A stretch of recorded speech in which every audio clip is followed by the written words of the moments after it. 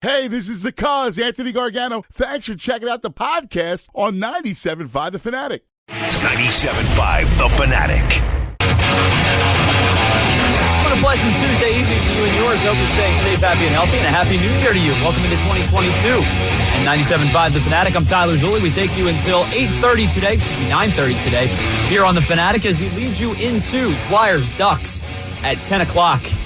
We're West Coast Hockey. Dan Fritz producing the show. We are hot off the heels of another very enjoyable Inside the Birds, Tuesday edition of Inside the Birds with Jeff Mosher and Adam Kaplan. Always enjoy listening to those guys, and it's usually I am on the other side of the glass when we follow that show up, but an enjoyable time to get to follow those guys today. We do have a ton to get into, and only 90 minutes or so to do it, so why don't we jump right into things? I did not expect, well, first and foremost, I did not expect the Eagles to make the playoffs. That's priority number one. But I did not expect to come onto these airwaves at 8 o'clock on a Tuesday afternoon, Tuesday evening, following the Eagles' securement of a playoff spot in a season where the adjectives that were used at the beginning of the year were rebuilding year, were retooling year, were long year. And by the way, all three of those words that I just described were words that that came out of my mouth personally at the beginning of the year back in September and in late August when Devon and I were discussing where we thought this team would be. I said 6 wins. And in fact, that was an improvement from 6 months prior when I thought that this thing was going to get worse before it got better. It was the debacle that was the handling of Carson, or the play of Carson Wentz, excuse me. It was the debacle that was the coaching of Doug Peterson. It was the debacle that was the just about everything that you could possibly think of that went wrong last year in a 4-11-1 season. Then you've got a new head coach, a rookie head coach, by the way. Then you've got a new starting quarterback, one that made 4 starts in the end of last year and was going to make start number 5 against the Atlanta Falcons back in September. You've got a franchise that was riddled with $60+ million in dead cap, 50+ of it coming from the Carson Wentz trade. You had an aging veteran core with what we believe to be very few star caliber young pieces on the roster. And despite all of that, despite everything that I thought that they were going to have to overcome and were unable to overcome or were going to be unable to overcome, this team found a way to not only exceed my expectations, exceed my win total expectations, but make the playoffs. And not only make the playoffs, but determine that week 18 of the regular season means absolutely nothing with the exception of who might you play in the first round of the playoffs. Yet, here I sit at 8 o'clock on a Tuesday evening, and I've seen it on Twitter. I've heard it from friends. I was having a conversation with a buddy of mine the other day, and this is somebody whose sports acumen I respect immensely. One of my best friends. And I'm talking to him, and he texted me and goes, basically, this doesn't really seem legitimate. And I sat there and I went, why? Why does this not seem legitimate? And he brought up the examples of who have they played? Who of the quarterbacks that they've played? They're still not a very good football team. He even used the word bored watching this team play. And I sat there befuddled for a moment, or two, or many. In fact, it was probably about 4 hours before I responded to him. And the recurring thought that I've seen, not just in that text, but on Twitter, from a lot of people, not talking about everybody, but from a lot of people, was that for some weird, bizarro X-File type scenario, this playoff run is illegitimate because of the teams that they have beaten and the level of quarterback play that they have faced. Have they faced the greatest quarterbacks of all time? Well, I mean, yes, they did. They faced the greatest quarterback of all time. And they lost that game. Has the schedule been favorable to them? Yeah, probably. Has the fact that COVID has caused concerns for quarterback rooms? Has the fact that injuries have caused concerns for quarterback rooms? Has the fact that their schedule, a last place schedule, mind you, given way to the fact that they played lesser competition and lesser quarterbacks? Of course it does. We would be foolish to say that it didn't. But I think we're also going to be foolish to say them making the playoffs because of that is illegitimate. The last time I checked, this is the NFL, the National Football League, the premier professional American football league in the world. Players from all over the country, players from all over the globe, because it is an international game, clamor to be in this league and do everything they can to be in this league. And every single guy that this team has lined up against in the course of the last 17 weeks is a professional football player. I don't care if COVID caused Garrett Gilbert to start. Did Garrett Gilbert get a paycheck from the Washington football team? I believe he did. That makes him a professional football player. It is true to say that the schedule that they have faced this year has been less than daunting, especially in the second half of the season. The best quarterback that they have faced in the last 10 weeks, or the last 7 weeks, I should say, because the last 10 weeks is probably Justin Herbert. The last, let's go 7 weeks, is either Taylor Heineke or Teddy Bridgewater, neither of which excite me as quarterback with their quarterback play. But at the end of the day, you play who you play when you play them. And in the words of the great Herm Edwards, you play to win the game. And you know what the Eagles have done quite a bit over the last 7 weeks? Win the game. They have done what they have been asked in order to put themselves in the position that they are in. Did you want them to have to go through Tampa Bay, Cincinnati, Kansas City, Green Bay, Dallas, like they're going to play on Saturday, in the midst of what could be a playoff run? I know there's a small sect of Eagles fans that said, lose every game, I want the draft pick, because you're going to have 3 picks. But when this team started to find its identity, when this team started to figure out who and what they were, the playoffs became a more realistic realization as the weeks went on. And I don't know about you, and I don't know about Dan Fritz, who's producing the show, but I can only speak for myself when I tell you the greatest goal of a team in the regular season is to make the playoffs.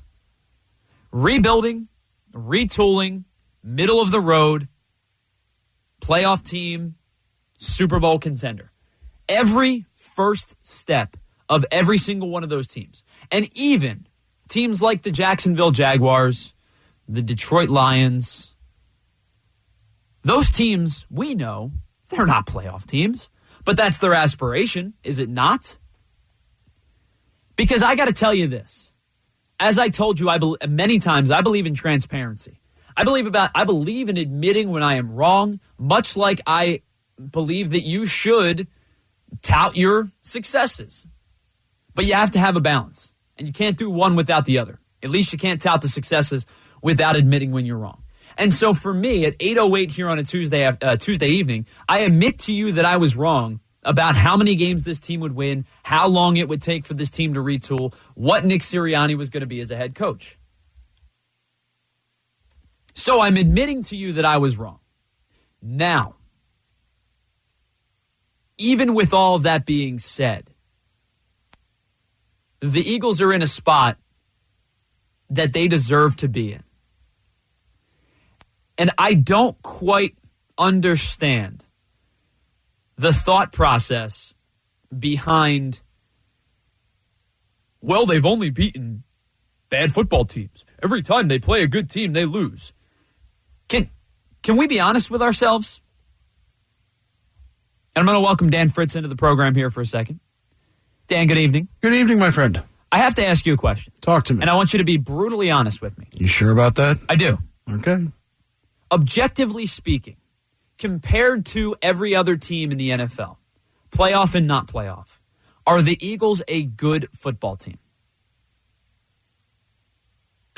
I will give you a good football team. Are the Eagles a great football team? No. I think everyone in this city can admit that answer right there, that they are not a great football team. I'll even take it a step further to tell you I don't believe that they are going to win a playoff game. I don't think they go to Tampa and win. I don't think they go to L.A. and win. I don't think they go to Dallas and win. I don't think they go to Arizona and win.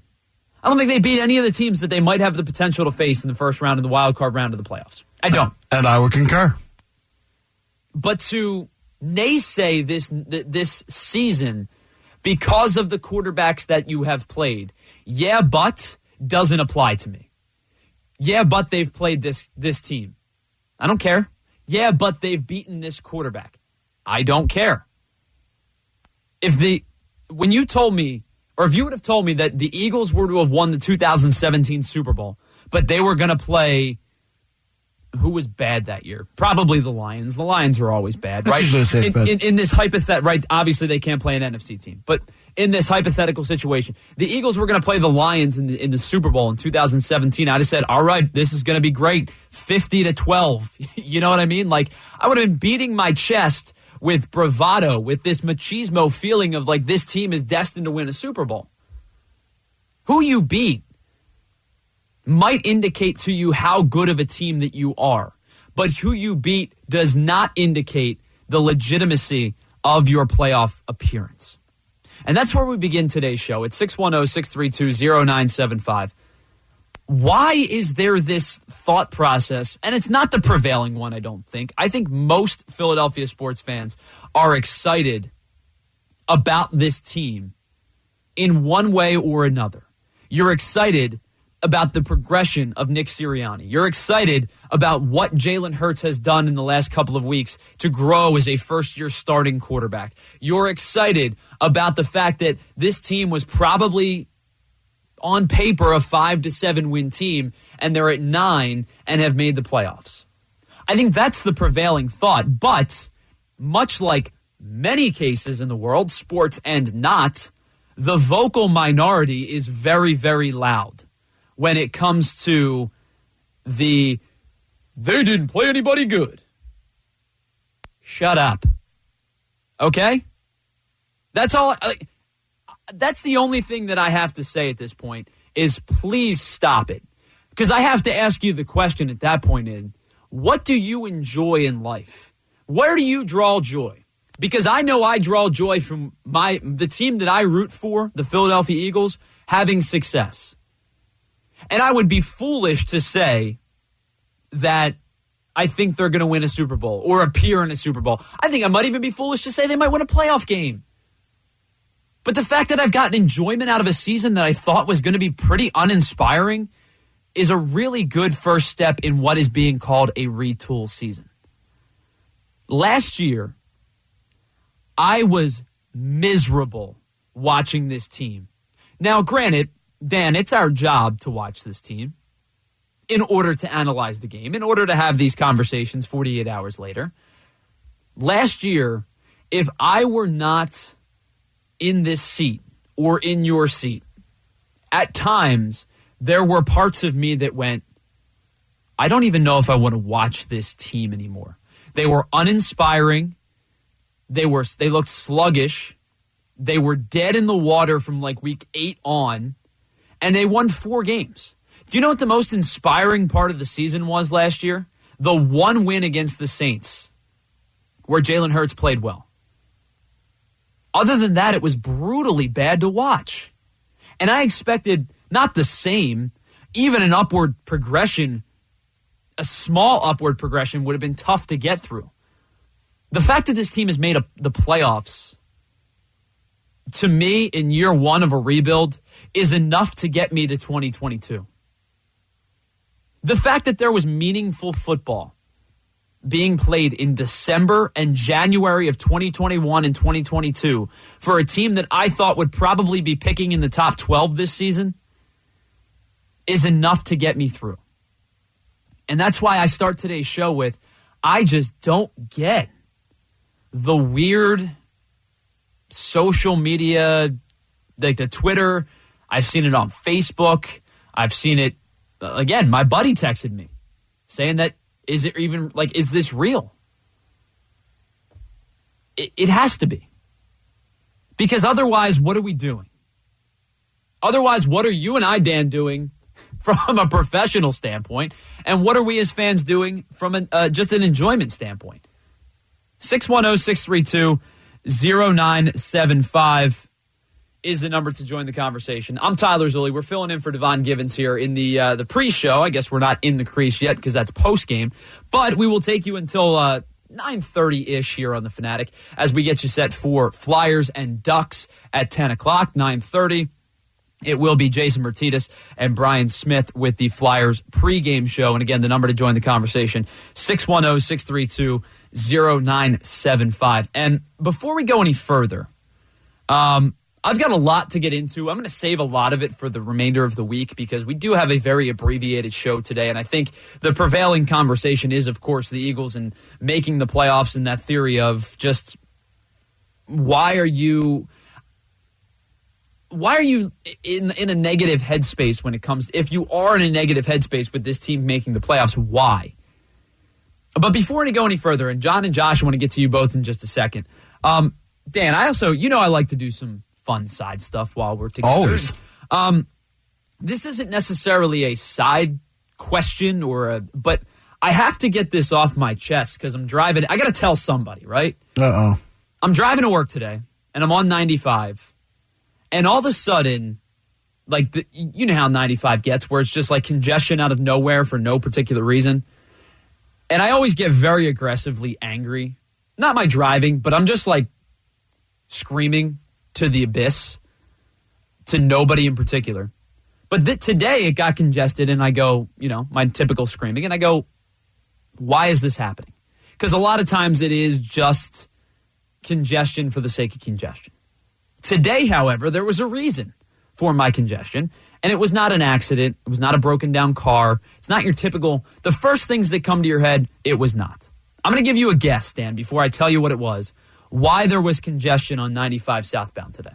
Was there a cow running loose up the street again? No, but we've seen that. I know. And it gets me to more than once. It's going to get to my question today. There was a couch on the middle of 95. You know the recliners? The sectional. Yeah, the one you fall asleep in real easy because you pop your feet up and all of a sudden 3 hours just went by. Yeah, there was a reclining couch, sectional if you will, sitting right in the middle lane of 95. Just sitting there. Was anybody in it? No, I'm surprised because I figured under it? With the way that traffic was flowing around it and how nonchalantly people just avoided it and refilled the lane as soon as they got past it, it made me feel like somebody may have just been chilling in it. But it was just a recliner sitting in the middle of the road. And so I thought about, we've seen some weird stuff cause traffic in Philadelphia, including, as you made mention, was it a cow or was it a bull? There was something. It was a large animal. Yeah, I forget exactly what it was. I think it was a cow. You ever seen anything like a chair, literally a recliner, or a cow in the middle of 95? Or the road, for that matter. 95 just seems to be the hot spot for chairs and such in the middle of the road. You're going to ask me, and we've known each other a little over a year now. Well, and this is why you know my history. It's why I asked. And you're asking me if I ever seen anything weird in the road. Right. And then my friends want to call in and help me out on this one. Oh, wow. How weird do you want to get? Give me anything good. Because it was so strange to me, Dan, because they were, everybody evaporated the lane, and I could see the chair, I could see the recliner, and then everybody just kind of filed back into the middle lane and went about their business. And it was a quick tap the brakes, get around the chair, and boom, we were gone. And it just seemed like it was just a Tuesday in Philly, with this recliner on 95.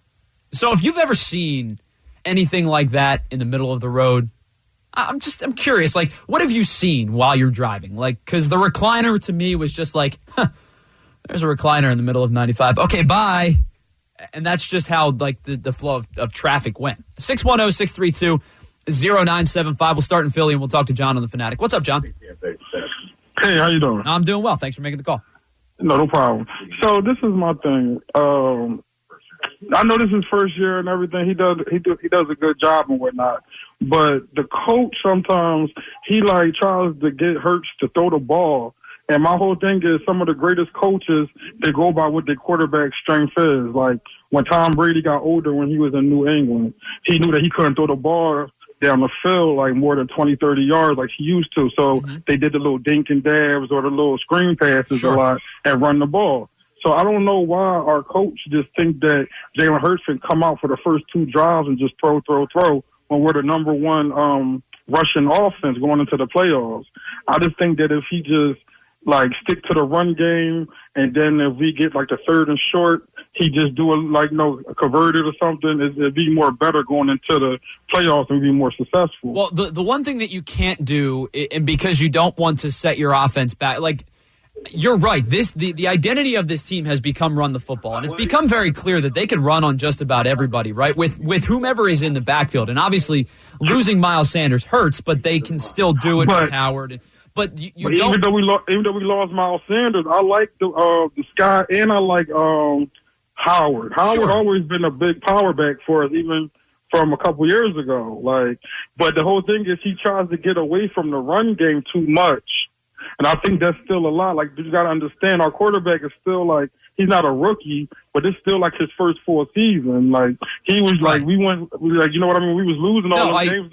I totally understand. And you want to play to your quarterback's strength, and every team does that, or at least every good team does that. Even ones with guys that we consider the premier quarterbacks, right? Like the Patrick Mahomes, the Aaron Rodgers, like Justin Herbert. Those guys, that even good teams, great teams with great quarterbacks, play to their team's strengths. So you're not wrong in the fact that you do want to continue to establish the run. The only thing that I would caution for you in that particular mindset is you don't want to become so one-dimensional that you become forced to do things you don't want to do. Does that make sense? Yeah, that makes perfect sense. But then on the other hand, too, is like if now that we go through two drives, if we only get like a field goal or we don't get no points at all and the other team is up, then we put in all the pressure on our defense where our secondary is good. It can hold it down, but I don't know if we could come back from like a 14-point deficit. A deficit against like a Green Bay Packers or like a Rams or something.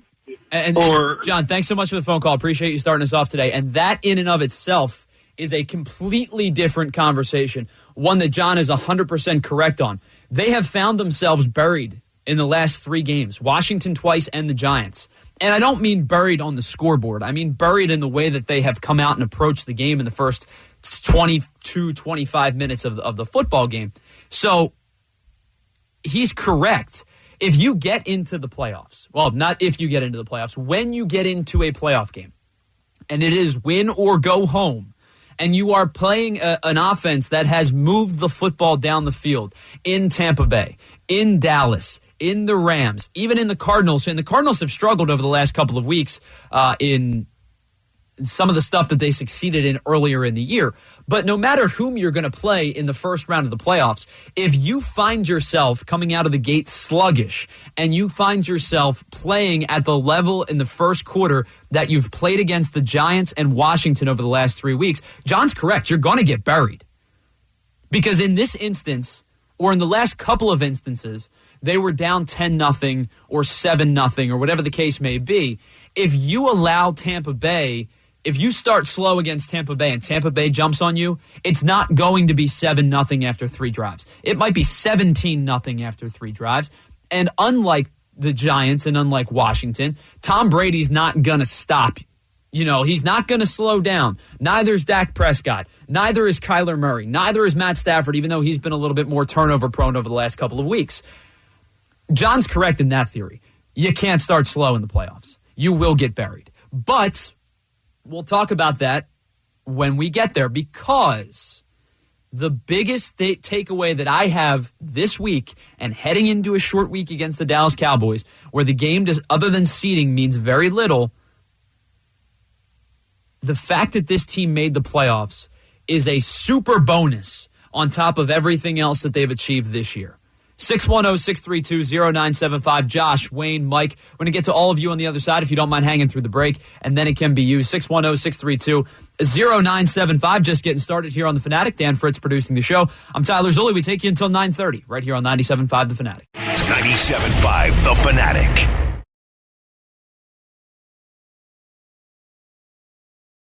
.97.5 The Fanatic. 8:31 here on 97.5 The Fanatic. Tyler Zulli and Dan Fritz. We take you until 9:30-ish. Just checked in with Tim Saunders down the line in Anaheim, and he'll bring you the game call at 10 o'clock today. Until that time, it's myself and Dan, and of course you. 610-632-0975, the number to join the conversation. Before we get back to the Eagles, and Josh and Wayne, want to get to both of you in just a second. Things might not be great in terms of, are the Eagles Super Bowl contenders? Are the Sixers NBA Finals contenders? Are the Flyers Cup contenders? Things may not be perfect across the landscape of Philadelphia sports. But the one thing that I've always taken solace in, for the most part, there's been years where it's been tough, but for the most part, is that if there is a particular team that may be struggling in Philadelphia, the beauty of Philly is there's so many teams, you can kind of latch on to another one, right? Like the Sixers, when they processed, the Eagles had a couple of playoff runs, and the Flyers went to a cup in 10, and the Phillies were one of the best teams in baseball for a 5-year stretch. And, you know, you can always latch on to something else to at least not take you away from bad moments in Philadelphia sports, but to ease the bad moments in Philadelphia sports. I've got to imagine that it is very, very difficult to be a large fan of a team in a city that doesn't have another professional sports team. And where I'm going with this is it's got to be really freaking hard to be a Jacksonville Jaguars fan. Like, they just routinely stink. Like, outside of the 1 year they made a run to the AFC Championship game and the 1 year with David Garrard, they, like, routinely are just doormats of the NFL. And now I get this come across my timeline. Jags fans are planning to wear clown costumes to troll owner Shad Khan in Week 18. All right. The Jags have accumulated a record of like 50 and 1,000 in the last 12 years of football, and that's obviously hyperbole. But what's not hyperbole is to say that since 2008, the team has won double-digit games once. They've won 2 games this year. They won 1 a season ago and 6 and 5 in the previous 2 years. After that, all of those years under the ownership of Shad Khan. That's 5, 11, 12, 13 victories in 4 ye40 They have 14 losses this year. They have 29 in the last 2 and 50 in the last, 40, I should say. No, it is 50. 50 in the last 4. So things may not be perfect in Philadelphia, but you're not a Jags fan. 610-632-0975, and that was the hopefully I can make you happy in 2022 portion of the show. Josh in South Jersey is up next in the Fanatic. What's up, Josh? How you guys doing? Doing well. Thanks for making the call. Of course. We really wanted to talk about how are we feeling that potentially, as of right now, as far as I'm concerned, Eagles are playing the Rams in the first round of the playoffs. Mm-hmm. What are we going to do? How do we stop Aaron Donald, Von Miller from running down our throats? And you probably don't. You really don't. You really can't. And how do we stop Jalen Ramsey from covering our one and only true receiver, Devonta Smith? I mean, unless you want to throw the ball to Fulham or whoever else we got out there, because we might as well throw Avonte Maddox out there because we got nothing better to do. No, listen, I said at the beginning of the show, I think it would be foolish to sit here and beat my chest about the fact that their chances in a playoff game, right? Like, when I look at this team as a whole, I don't expect them to beat any of the opponents that they might face in the first round of the playoffs. They are not a great football team. They're probably borderline a good football team and closer to average football team. And all of that is totally fair when you look at it from an objective standpoint. My part about the part in the beginning of the show that was what I was trying to get at was, even with all of that, I expected this team to win 6, maybe 7 games, and they've exceeded that expectation. I expected this to be a really sluggish beginning of the year and a struggle down the stretch to win divisional games because, really, quite frankly, they weren't that good. And they've exceeded all of my expectations. So at this point, I'm just taking the playoffs for what they are as experience, as growth, and the exceeding of expectations in year 1 of Nick Sirianni. And, I mean, listen, I can't agree with you more, but if you ask me, would I rather go to the playoffs and lose to the first round, or would I rather take 3 top 10 draft picks? I mean, we could have had a potential to have 3 top 10 draft picks. See, and all of a sudden, Josh, that's exactly what I was getting at the beginning of the show. Was you're living under this mindset that they should have just basically stunk for an entire season. Yes, and I mean they completely turned it around. Don't get me wrong, I bleed green. I'm an Eagles fan until I die. Did you have fun last year? Because last year sucked. Oh my God, last year I wanted to cry real tears. I was actually it was excited. Miserable. I was excited when Howie made one good draft pick. It was insane. I couldn't imagine it being true, but he made one good draft pick and drafted Devonta Smith. But you look at previous years, he could have drafted DK Metcalf, Terry McLaurin, and if he had done that, we would have ended up with Micah Parsons. Yeah, you're probably – and Josh, thanks so much for the phone call. I appreciate you joining us today. You're right. I mean, you can play the hypothetical game all day. We've done it a billion times. I mean, Dan, I think right as you started here, you and I did a show where I went nuclear on Howie Roseman and Jeffrey Lurie. Oh, I remember that. It was like 6 o'clock in the morning on a Sunday, too. It was like, you're not going to need coffee. I'm ready to – my brain is ready to explain. And that's why I asked Josh, did he have fun last year? Because I had no fun at all. Last year was miserable. And by the way, he brought up that he made one good draft pick. I'm about to give Howie Roseman credit, which I don't do frequently. But Sunday, Jacoby Stevens took snaps on special teams. And that in and of itself is not super important. But what it did signify was that every single one of the players that Howie Roseman and the Eagles, it's not just like when Howie Roseman fails, it's not just Howie Roseman, but he's the figurehead of the decision making.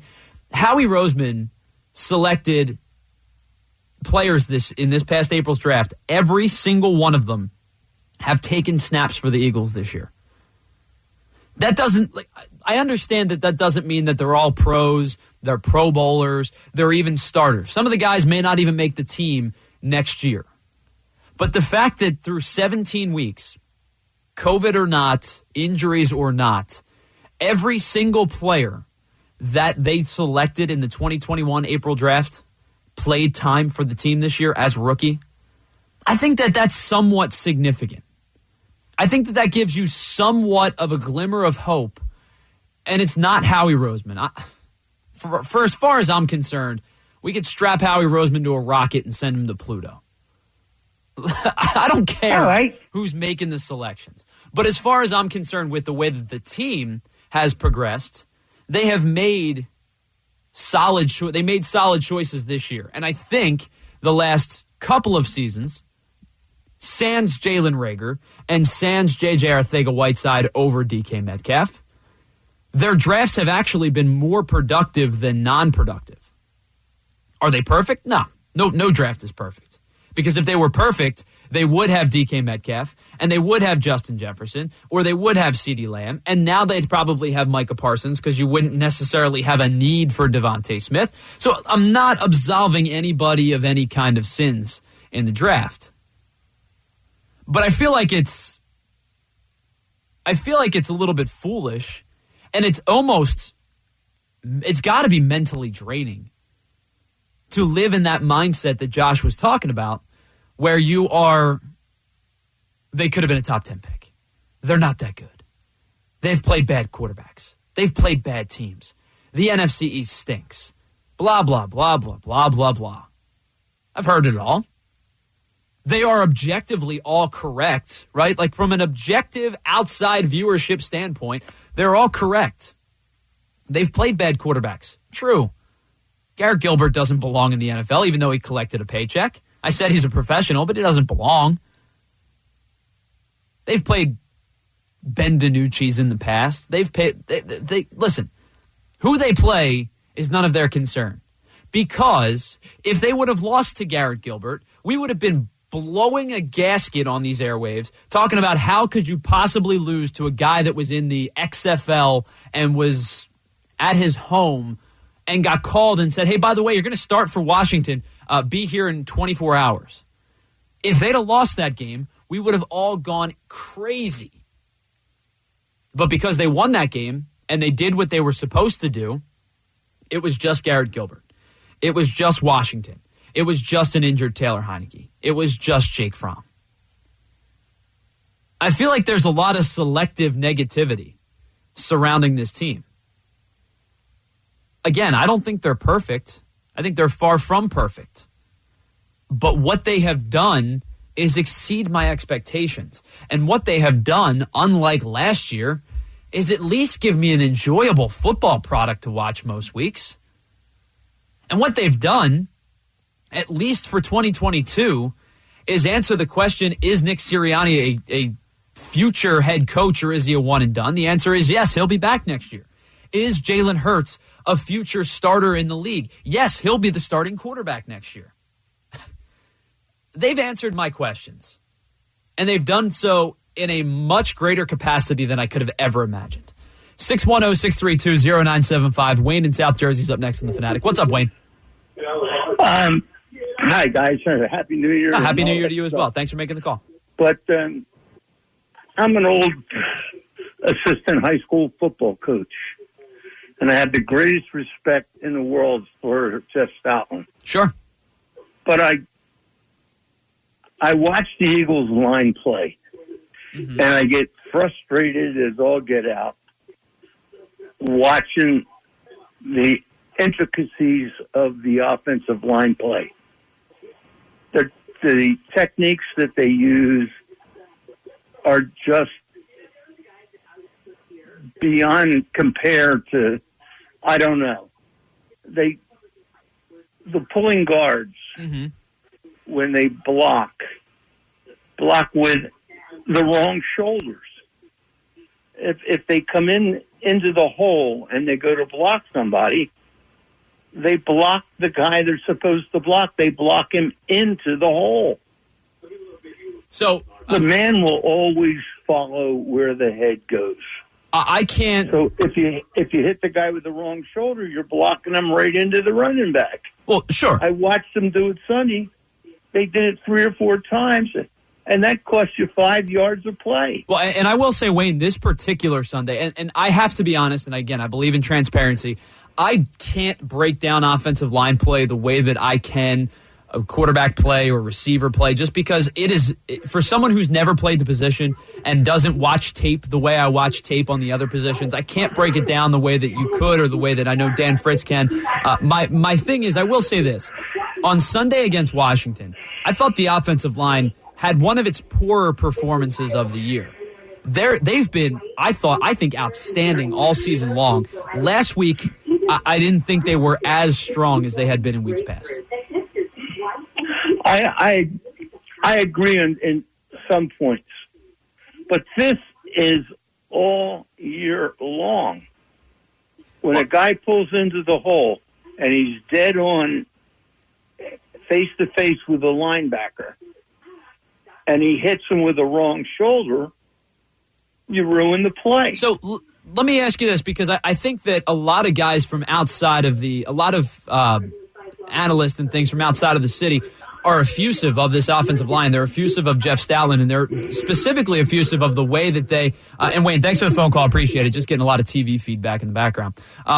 The outside analysts who break down this offensive line are effusive of this team, and they're effusive of Jeff Stoutland and his ability to get the most out of guys who are fringe, what are believed to be fringe NFL players, starters, Pro Bowlers, and he elevates them to the next level.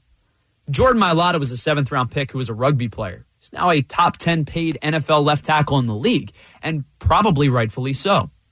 I think Nate Herbig has exceeded my expectations. I think Sua Opeta in spots has been really, really good. They have been down their best interior offensive line. Well, let me rephrase that. Their best offensive guard, because Jason Kelsey's their best interior offensive lineman. But they have been down their best offensive guard 3 of the last 4 seasons with Brandon Brooks, and a rookie has stepped in and played that position well.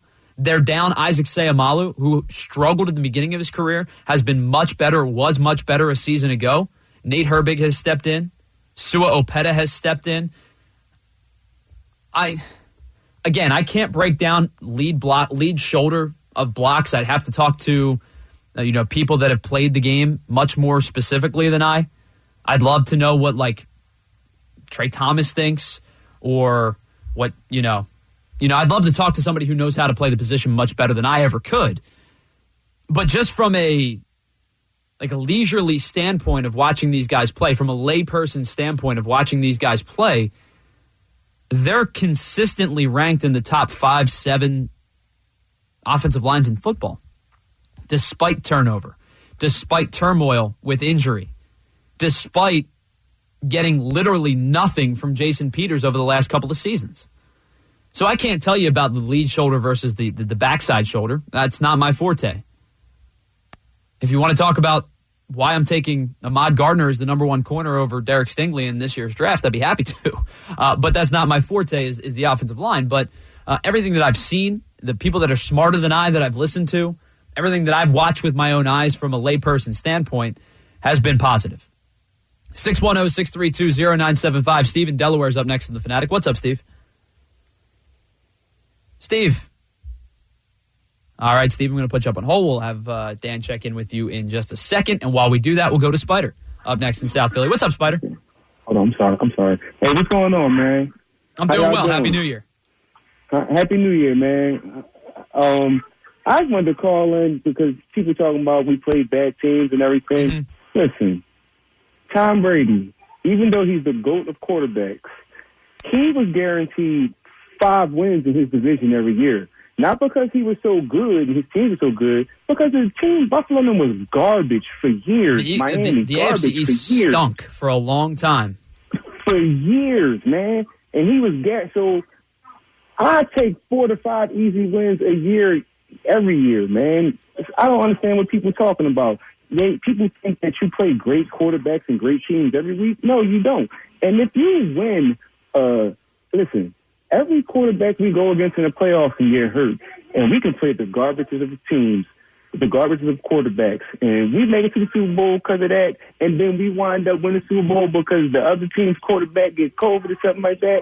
Brother, I won't be mad at all. I'll be as happy. It'll be like we beat the greatest team ever. That's the thing, Spider-Man. I don't care who they play. If you would have given me, if you grabbed 22 of your buddies and they were like, hey, by the way, in 2017, you're going to go play the Super Bowl against the Eagles, we'd be like, listen, the Super Bowl's not illegitimate because right, exactly. So it's you play who you play when you play them. And by the way, you're talking about good teams and good quarterbacks, right? Dallas is 11-5. They're 2 games better than the Eagles. They win the division. Do you know who they've played differently than the Eagles this year?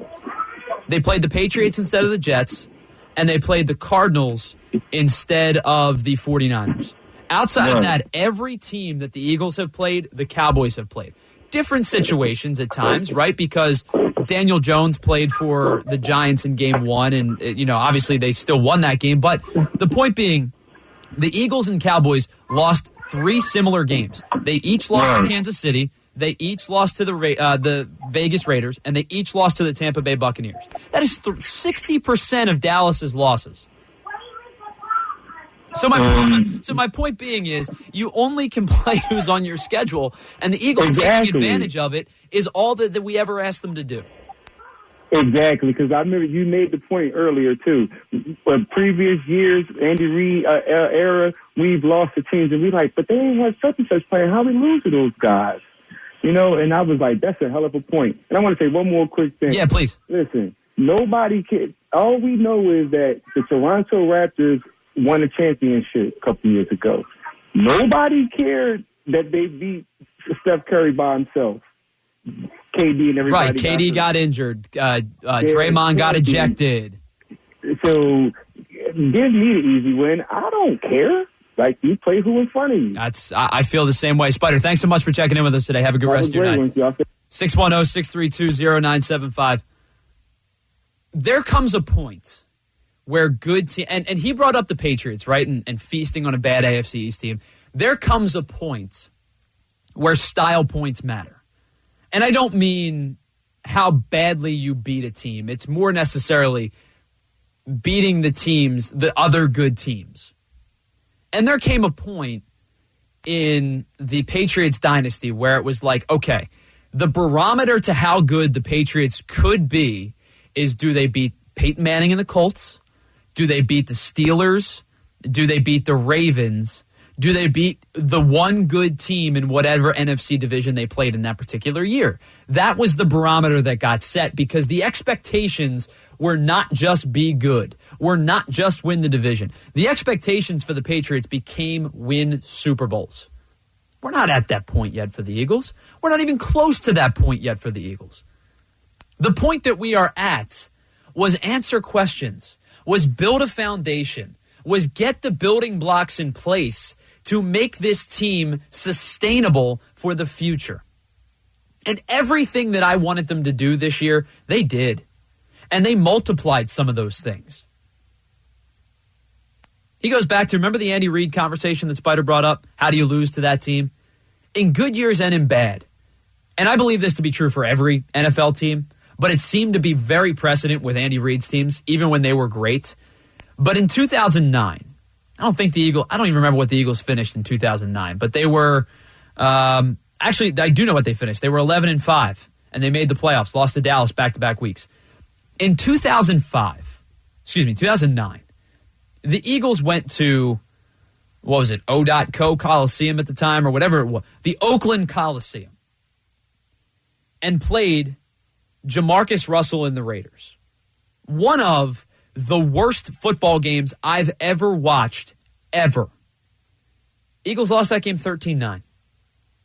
What's the difference between winning the division and being the wild card team? Now, in the grand scheme of things, they ended up playing Dallas anyway, and all they had to do was beat Dallas in Week 16 or Week 17, and they'd hosted the playoff game the following week. But the point being is, you get to those stages where you're going to have a barometer, and that barometer that you're going to set depends on how good you were in the previous year, how good you are now.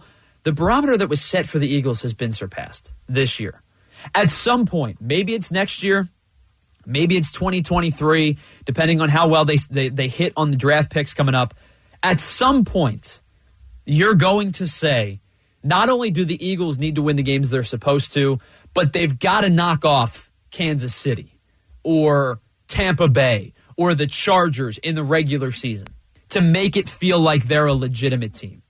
Right now and right here, that is not my concern. My concerns have been met. Pete and Princeton, you're going to be the first one up when we get back in the final segment here as we roll to 9:30. Dan Fritz producing the show. I'm Tyler Zulli. We take you right up till Flyers pregame with Jason Martinez and Brian Smith right here on 97.5 The Fanatic. 97.5 The Fanatic.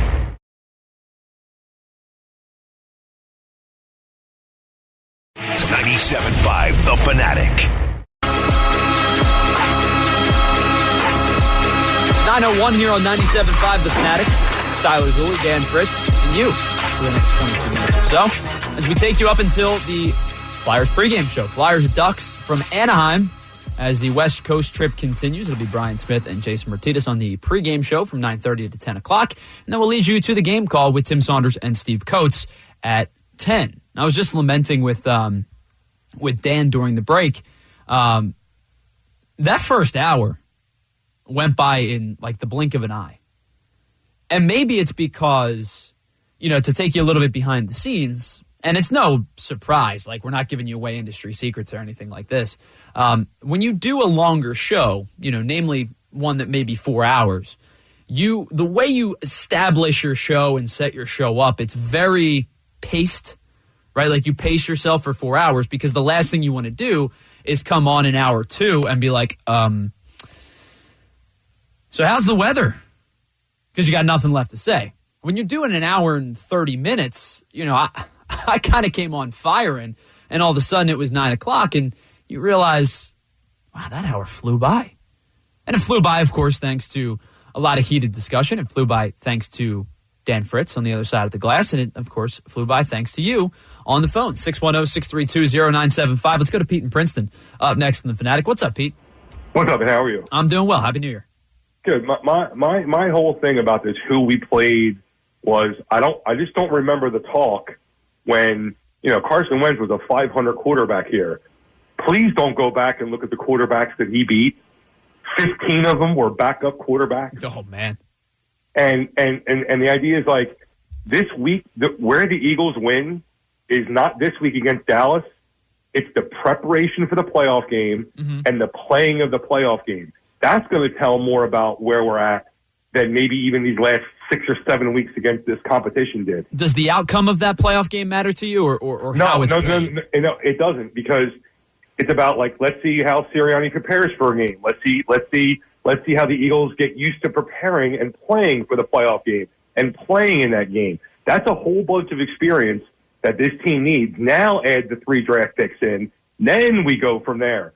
This is so much. We need to take so much of advantage of what this week is going to bring. And I'm not even talking about Dallas. It's going to be from what happens between Dallas and the next and the wild card game. That is the stuff that we cannot express to our as a fan base how much that means to our organization. Do you remember, Pete, I was talking about that 2009 season, right, with the Raiders game where they inexplicably lost to Jamarcus Russell. Do you remember the final 2 weeks of the year? They lost to the Cowboys on back-to-back weeks. And They lost to the Cowboys. The one thing, even as a young fan, I was like 2009, I was like 16. I was starting to understand formations and patterns and things like that. And the one thing I remember explicitly was in that final week of the year, for whatever reason, Andy Reid went heavy bunch formation, like at the line of scrimmage against the Cowboys, and they snuffed it out. And the next week, he came back with the exact same looks, and they beat them again. And it was like, we all sat there and were watching, and it's like no surprise they lost that game, that playoff game, because it was the same exact formula, and they lost again. So your point on, how does Nick Sirianni prepare for this game? How does Jalen Hurts prepare for this game? I think is a really, really crucial one in, maybe, I don't want to say getting the naysayers to was just Garrett Gilbert, in whatever it might be, but instead looking towards the future and building upon the successes that they've had. And the last point before I go is, if right now you had your list of what the Eagles' needs are, 1, 2, 3 on a piece of paper, we watch this week in preparation of playoffs, we watch him maybe get a little exposed in the playoff game or whatever it is, it's going to solidify. It's going to solidify what those 3 needs are. And I think that's there's nothing that this week against Dallas and ending our season against Dallas, that's nothing more important than we take away from this playoff week of preparation and the playoff game is to really find out, hone down on what our needs are and go from there. Thanks. Have a great day. Pete, thanks so much. Appreciate the phone call. 610-632-0975. Now, Dan, I don't know if you heard the show. It was probably about 2 weeks ago now. It was when the first Washington game got postponed, and it was myself and Connor Thomas and Tom Alvord, and we were laying out what we wanted the Eagles to do with their 3 first-round picks in the 2022 NFL Draft. And what Pete just brought up is exactly why I think the best solution for this team, regardless of how they fare in the final week of the regular season and even into the playoffs, I may even take it a step further than Pete, even into the playoffs, is so paramount to using the 3 first-round picks in 2022 to fix whatever the glaring need may be. And not only being able to fix whatever the glaring need may be, it's in what should be the selection of 3 of the top 26, 24 best collegiate players coming out of, or that are able to come out into the draft. And not only on top of that, it's the use of the potential 5 years of contract on all 3 of those guys. At some point, the Eagles are going to find themselves in some sort of a cap purgatory, if you will, like they did in 2019, 2020, because they would have 3 first-round selections, making 3 first-round money, who are going to be wanting extensions, and if they play well enough, they're going to get extensions. That's not my concern right now.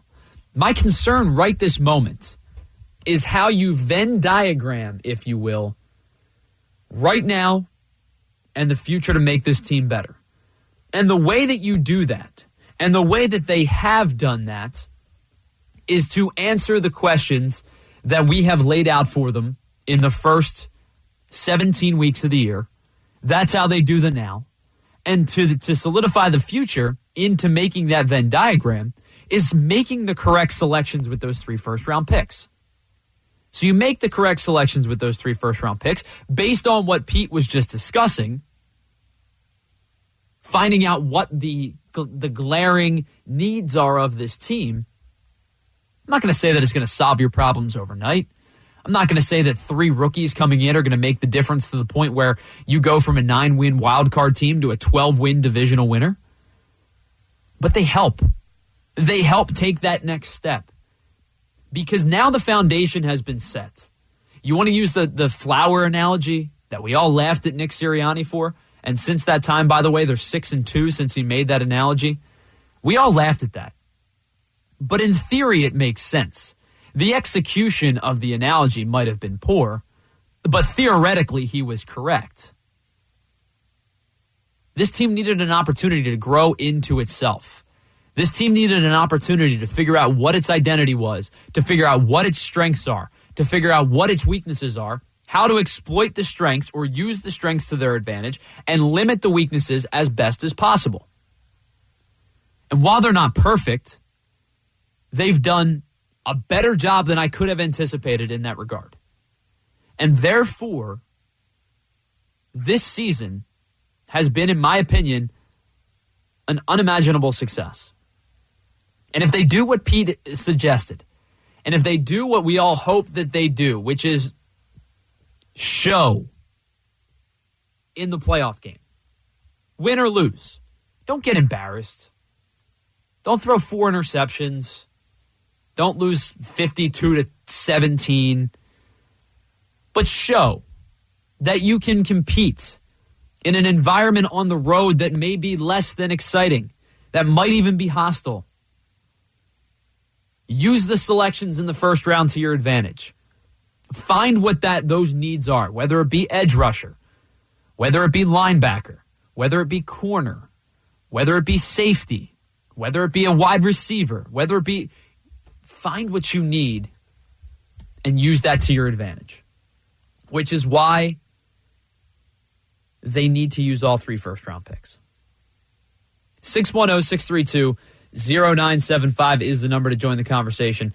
Going back to what Pete brought up about, and again, I hate making this comparison, the Carson Wentz, Jalen Hurts comparison, because I said the other day, now that the pick is secure, and it has portrayed as a first-round pick for the Eagles, Carson Wentz, to me, is out of sight, out of mind. I don't care what happens to the rest of Carson Wentz's career. From a humane standpoint, I want the man to thrive, just like I want everybody to thrive. I want you all to live your best lives possible. From a football standpoint, specifically centered around the Philadelphia Eagles, I do not care what happens to the career of Carson Wentz at this point. But interesting to think about some of the teams, even in a year, by the way, which when he finally got healthy in the last 4 weeks of the year, took advantage of what was probably not a great division, but took advantage of it, won 4 straight divisional games, got them secured a division title, and went to a playoff game. Some of these losses, man, they're a little egregious. 610-632-0975 is the number to join the conversation. Dan, before we get out of here, did you see, I saw this on Twitter, and this would be so wild to me. It is a scenario in which I think it's the Chargers and the Raiders can both make the playoffs. Should the Colts lose? Because I think the Chargers and the Raiders play, I want to say they play Monday night maybe. I think they play maybe the final game of the season, in fact, of the regular season. But there's a scenario in which, they play Sunday night. There is no Monday night game.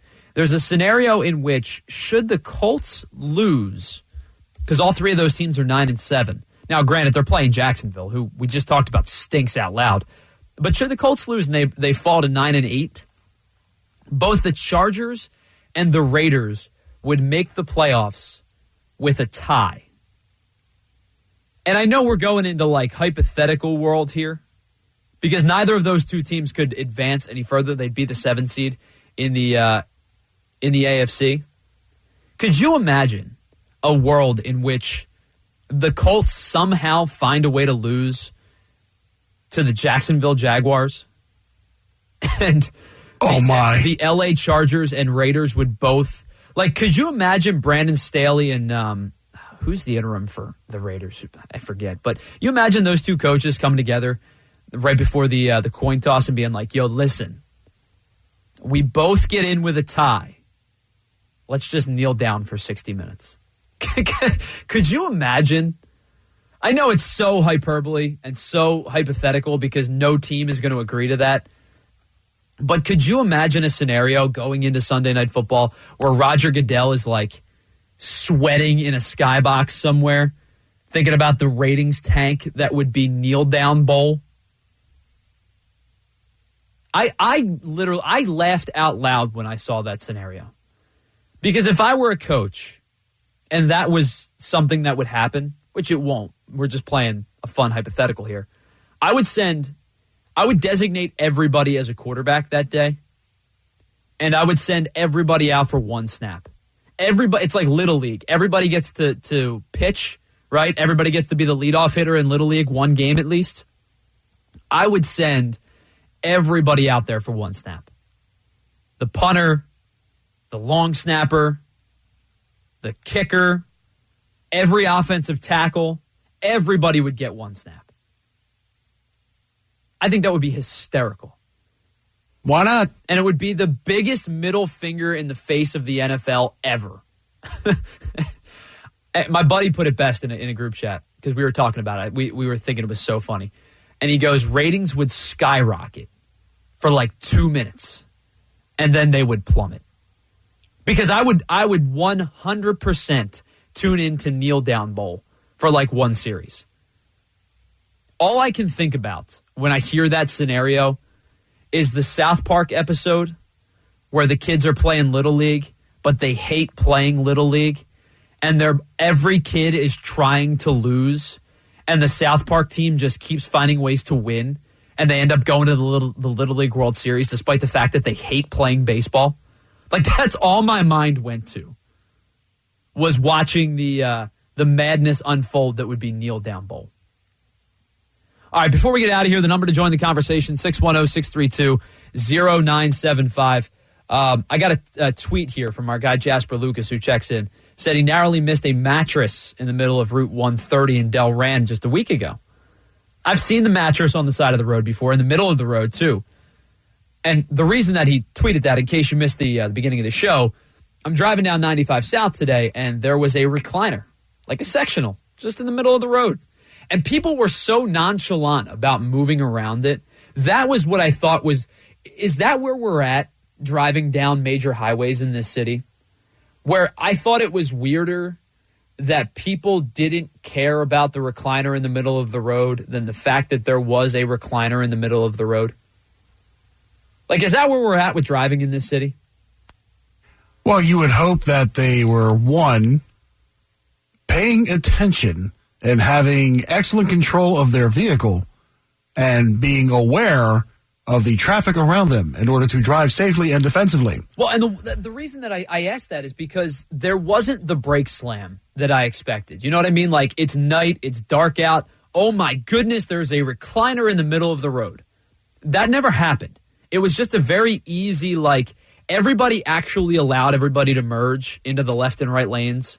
And it was just a real easy flow. Wait a minute, they allowed them? It was weird. I-95. And that's what I'm talking about. That's why I feel so strange about this whole scenario, is not the recliner in the middle of the road, which should be the story, should be the headliner. But in Philly, with how bad driving is around this city, the story is it was a seamless move around it. So it was so strange to me. Yeah, I got nothing for that. Right? I have literally nothing to describe my thoughts about a recliner in the middle of the road, because it's just something that we've come to expect. Like, par for the course. I'll give you an example. You talked about the whether it was a cow or a bull or whatever it was that was in the middle of the road. This was back in, it was like 2017, something like that. Didn't it happen twice? It may have. I think there was another incident where it happened a little more recently. You know what? The one that I'm thinking of was 2017, because the reason I was thinking about it was because it was when I had my first job in this industry. I wasn't in the city. I was living in the lower part of Delaware, like in the Rehoboth, Lewis, the area. I was in that area. Roughly. So I wasn't here. I was doing a job. I had my job down there. And I remember being on Twitter and thinking, this is something that I expect here, but not back home. Because I kid you not, I did the morning news for the station that I worked for down there for my first job. And I would write stories and read them at like 4:30 in the morning, because our first shift was our first stories aired at 4 o'clock. So like 4:30 in the morning, I would do stories about because it was a lot of farmland down there, that there were major backups because of cows in the middle of the road, or a chicken coop tipped over and there were a ton of chickens roaming around Lewis and Rehoboth.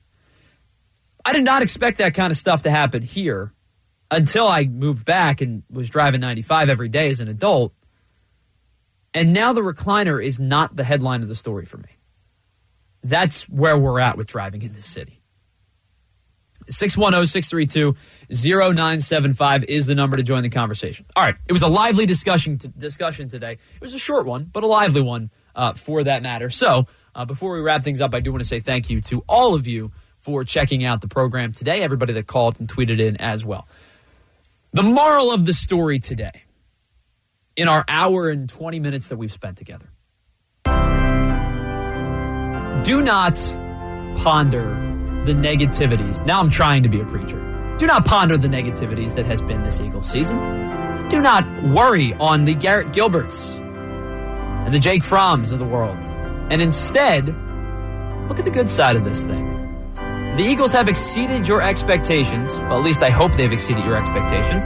They've certainly exceeded mine. They've answered the questions about the head coach and the quarterback for at least one more season. And despite every negativity that I've had about this team, the cap issues, the lack of young talent on the roster, the fact that the general manager and front office have negatively impacted my thought process on the draft, of which I adore. Despite all of that, this team made the playoffs. And whether they beat Tampa Bay or LA or the Dallas Cowboys, the Arizona Cardinals, is really none of my concern unless they get the doors blown off of them. But if they compete and they fall to a superior team, because from a talent standpoint, they are the inferior team, they head into 2022 a playoff team with 3 first-round picks. And that right there is the moral of the story. Things are looking up for the Philadelphia Eagles. And they've looked up in a much greater capacity than I could have ever imagined in 2021. They gave me and Dan and you enjoyable football from the second half of the season on. And that is all that I could ever have asked for a team that made me miserable a season ago. 610-632-0975. Give out the number. We're getting out of here. I don't need to give you the number unless you want to call and talk to Dan during the Flyers game, which he shakes his head and says he will not be taking your calls because he will be cutting audio for the Philadelphia Flyers. He'll be busy. Don't bother Dan. I give you permission to not answer. You're trying to jinx me again? No, I did that last time. And I'm you not did. Going to fall into that trap again. But coming up next, it is the Flyers and the Ducks at the top of the hour at 10 o'clock. On the call, Tim Saunders and Steve Coates. But in about 8 minutes' time, it will be Brian Smith and Jason Martinez for the Flyers pregame show from 9:30 until 10. Big thanks to you, Dan Fritz. And again, thank you for tuning in. I'll be back tomorrow with Devon Givens for In the Post after the Sixers game right here on 97.5 The Fanatic.